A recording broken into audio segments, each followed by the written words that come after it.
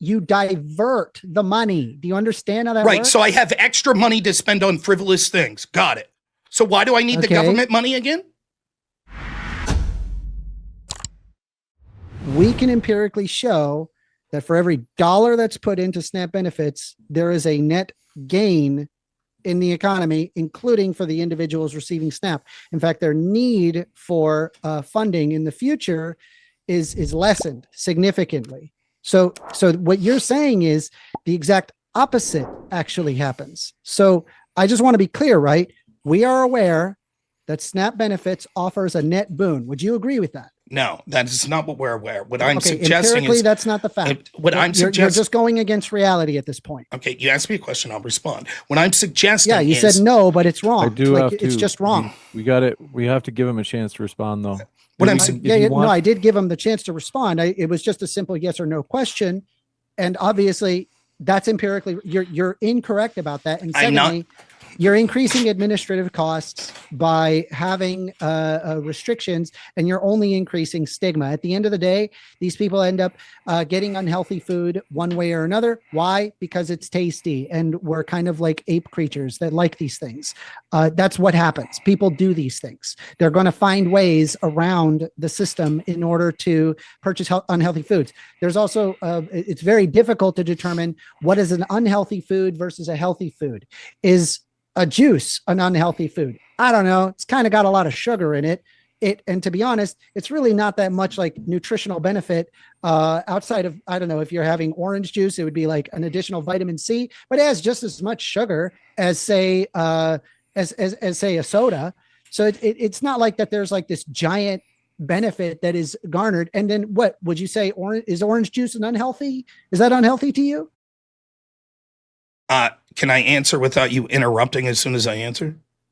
It's just a simple yes or no. I refuse to answer a simple yes or no until I have an affirmative for you that when I answer, you're not going to immediately interrupt me after I answer. I don't know why you got to make this into like a weird blood sports thing. That was your 2.5 minutes. Simple yes or no. Okay, so again, to get Rob the misnomer the misnomer of what's saying here is he keeps going back to a study, which by the way, he's not going to be familiar with the methodology. Now I've looked at these studies in the past, and what it's going to show is when people have proper nutrition, which is oftentimes necessary through things like supplemental nutrition programs, they're less likely to need other programs when they get older. This is because their health outcomes would be better. This intuitively makes sense. If you're a child and you're malnourished because you don't have food, because your family is poor, something to that effect, if you have government assistance so you could get actual staples, you're less likely to be on welfare programs when you get older. And that's probably intuitively true. The reason I answered no to that specific question is because the supplemental nutrition program as it's set up today may not necessarily be a net benefit in that, particularly when we're talking about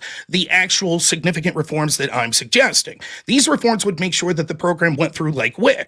The reason that you're less likely to be on these other programs when you get older is because of the health benefits. And there's no reason that if we take away the negative benefits or the negative impacts of something like soda or these other high sugary beverages that you're talking about, that their outcomes wouldn't be even better. You just keep saying, no, it increases the economy. It doesn't, and it doesn't increase GDP, or rather it does, but in the same way that all government spending does, which we should ignore because it's silly. You haven't contested with the fact that study after study show that when individuals keep their money, it leads to more efficient, less fraud, and better spending overall. For example, you haven't contended with my opening statement that said in 2023, 11% of the money went out in air, so overpayments 11%, which is a huge amount, billions of dollars that were wasted. In addition to that, we see money that's spent in fraud, billions of dollars over the lifetime of SNAP that's occurred.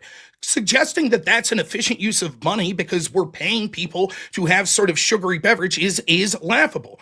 It's not hard to determine what's healthy and what's not in the sense that we already have a program that could be used as the model. That's the WIC program. It would be easy to say through a government body saying, here are the things that we think are reasonably healthy: rice, bread, beans, cheese, meat, things of that nature, produce. That's simple, fruit. The idea that it's like, well, no one would be able to decide goes back to the old trope of lefties pretending to not know anything, which makes civil dialogue sort of impossible. You know that soda's bad. I know that soda's bad. Yeah. We could choose to do it ourselves. But to say that because that's difficult to find out, we can't limit to healthy foods is nonsensical. First Amendment, 2 minutes, 15. I wanted to share my screen one more time. This is just, once again, he's just wrong about this. allow me to share my screen. Hang tight. Can you see that okay? It's still loading. It'll be here in just a sec. If you haven't yet, folks, hit that like button. We appreciate your support. And now we're crystal clear, First Amender. So this is from PBS. It's a relatively central source. In the past, Agriculture Department officials rejected waivers saying that a 2007 paper stating that there is no clear standards exist to define foods as good or bad or healthy or not healthy. In addition, the agency says that restrictions would be difficult to implement, complicated, and costly. They might not change recipients' food purchases or reduce conditions such as obesity. Anti-hunger advocates point to the research that shows that SNAP recipients are no more likely than any other low-income Americans to buy sugary drinks or snack foods, and that they are limiting food choices undermines the autonomy and dignity of people who receive, on average, $187 a month, or about $6.16 a day, according to the latest figures. This is just another way to cut benefits, says Gina Platanino, a deputy director at the Food Research and Action Center, a nonprofit advocacy group. It's like, how do we restrict people more? How do we stigmatize them more? So I just want to can I ask where that was from? This is PBS. What year? This is PBS. What year? February 19th, 2025. Okay. Would we prefer PBS over the USDA? I do want to let, just in case First Amendment has anything else. Okay. Because you got about 40 so like seconds. Number one, you're empirically wrong about whether or not that it offers a net boon. We know it offers a net boon. There's numerous economic papers that show this, and you pick your metric, it's positive. And no matter what metric you pick, the math doesn't lie. And then there's also the idea that you basically want to vilify people who are consuming unhealthy things under the presumption that that would make them magically healthier. But really, at the end of the day, is that it doesn't actually make them magically healthier. Obesity rates still maintain relatively the same. And all it does is basically just restrict poor people to things that you just kind of take for granted. And so I would just be against it, because if it showed efficacy, I would probably be in agreement with you, Robert. But that does not appear to be the case. Kick it over to Rob. The problem is food stamps isn't just about the health of the people involved. It's also about the dollars that we're spending. And so saying, well, we shouldn't restrict their ability to get sugary beverages with the tax dollars that we're sending or junk food, because they'll go out and spend their own money on it. And it would just be of stigma to them, and their health wouldn't benefit. So there's no benefit. I disagree. The benefit would be cutting the cost of SNAP by roughly 20%. These people absolutely have the right to go out and purchase these products. And that would further limit the stigma that they would have. It wouldn't increase the stigma, because they wouldn't have to purchase via their food stamp card. They would be able to purchase it with the cash that they obviously have, seeing as how you're saying every study suggests that these people go out and purchase these extra products anyways. You can't get around this. You can't say, one, oh my goodness, we need this so that people could be healthy or they're going to starve to death. And secondly, even if you take away the unhealthy options, they'll just go use their own money and spend it on unhealthy options. Starving people aren't buying soda instead of meat, cheese, breads, and things like that. You cite something that says, oh, there's no evidence that there's more people. The USDA, I could bring this up if you want, from 2023, I believe it was, says across all households, more money was spent in soft drinks than any other items. SNAP households spent more on soft drinks versus non-SNAP holds at 5 versus 4%. So you're fundamentally incorrect, your PBS data, when the actual government data shows actually SNAP recipients are more likely to buy sugary beverages. In addition to that, you say, you said that it wouldn't be possible to have these sort of healthy food options. Here is the WIC participating categories: milk, cheese, yogurt, eggs, cereal, juice, fruits, vegetables, legumes, peanut butter, whole grains, canned fish, infant formula, fruits and veggies, meats. Why would it not be possible to limit to those sorts of things? Of course, there could be disputes on the fringe, exactly how many portions of meat should you have versus portions of vegetable. But we understand that these are healthier options than things like potato chips, soda. To say, well, because there could be debates on the fringe of how much meat or vegetables you should have means we can't decide whether or not soda is healthy or not, like meats, cheeses, etc., is nonsensical. What you can't get around is this. I'm not interested in the argument of this is a stigma. All of the benefits that talk about SNAP being important is talking about the ability for people to get nutritional food. Yeah. It's not talking about the ability to get soda. Yeah, I mean, again, you're not acknowledging what I'm trying to tell you, in that people can choose to get the unhealthy foods. And even if you restrict the unhealthy food, the obesity rates still stay the same. So it's not like that by cutting this, that it just results in, the PBS article said, this is just another reason to cut SNAP benefits. This is really what the prerogative of the argument. And you said it yourself.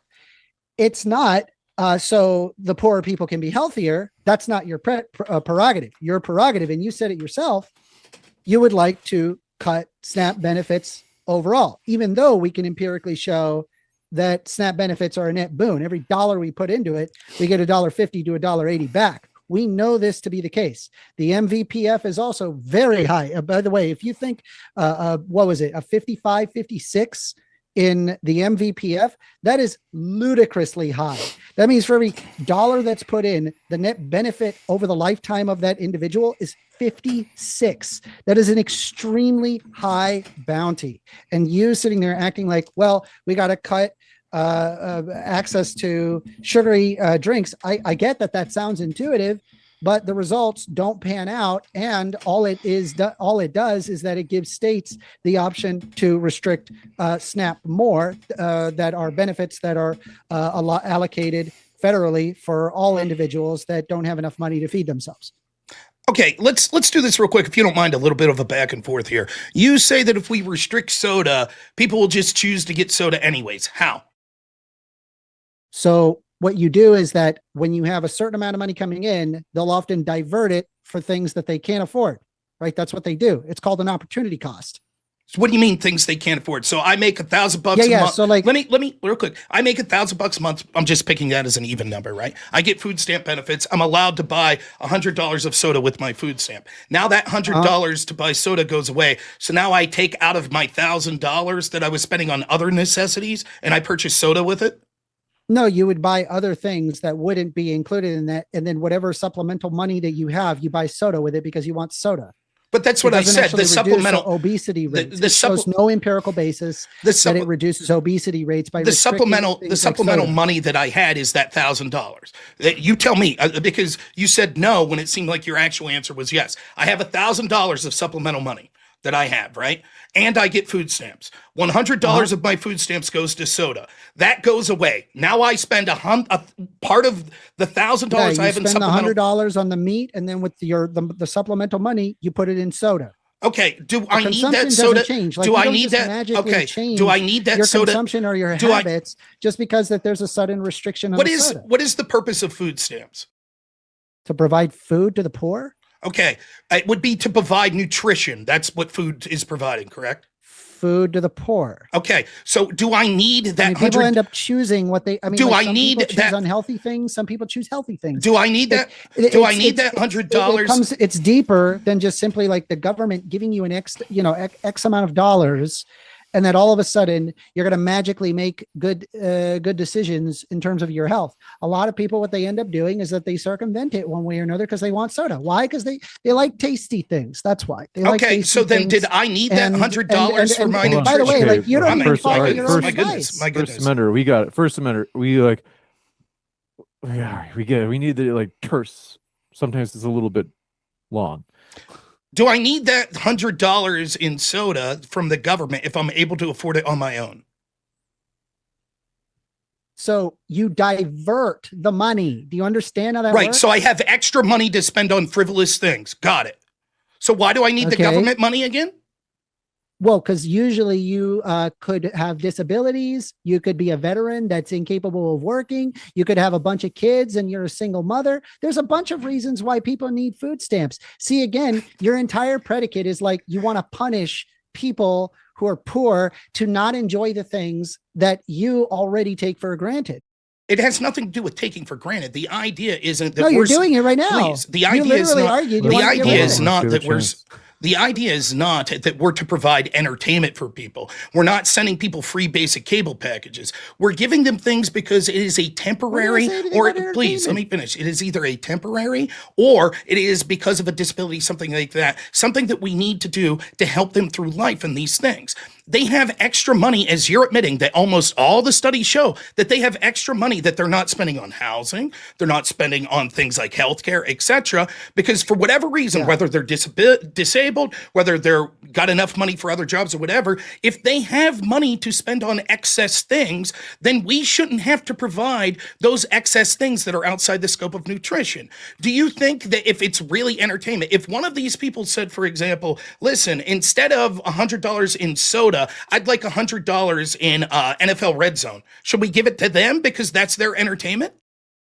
I didn't say anything about entertainment. We're talking about food here, not entertainment. Is soda, but the idea, this is why I said that Snap's not actually about providing. It's a sugary drink that provides soda food calories. There's is a lot soda of, food?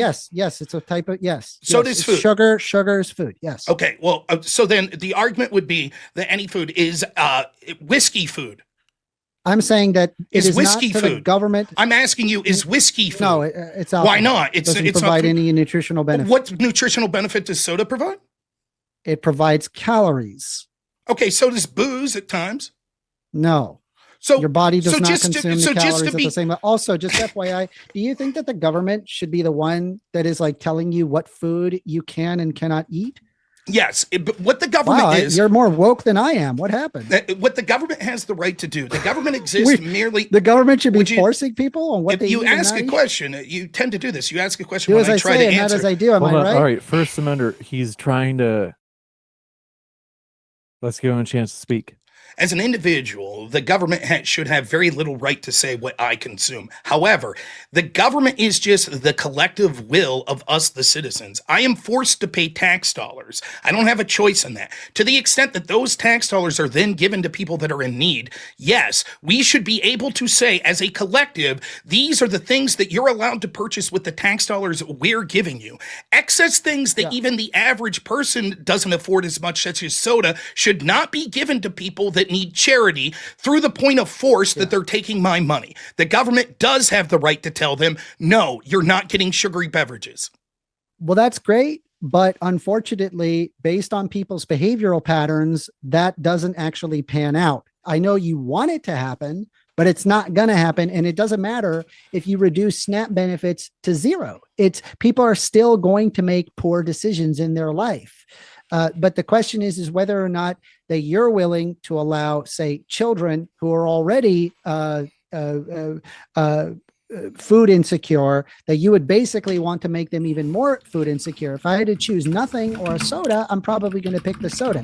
Is a soda a good choice? No, I don't think it's a good choice. I think you should have healthy things, and I always drink healthy things, and you could tell by my face that I make healthy decisions in my own life.